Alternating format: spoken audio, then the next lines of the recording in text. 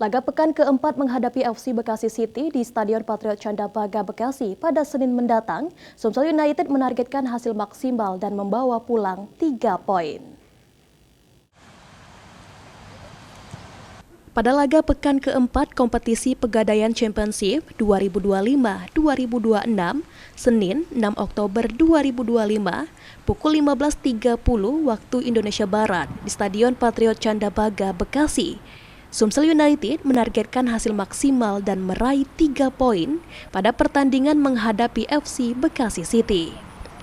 Lantaran tambahan poin sangat dibutuhkan Laskar Juaro untuk mengamankan posisi di papan klasemen sementara Pegadaian Championship musim 2025-2026.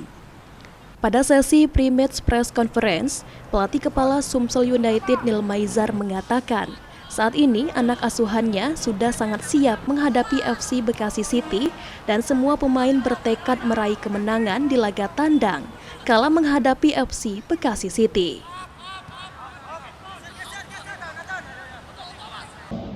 Alhamdulillah, seluruh pemain dalam keadaan sehat walafiat dan bisa bertanding pagi ini sangat luar biasa.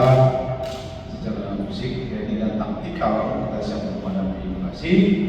Kita bertekad, kita bisa mengambil poin di sini.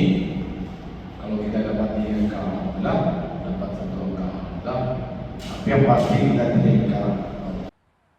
Sementara saat ini Sumsel United berada di urutan keempat klasemen sementara dengan perolehan 6 poin dari 3 pertandingan.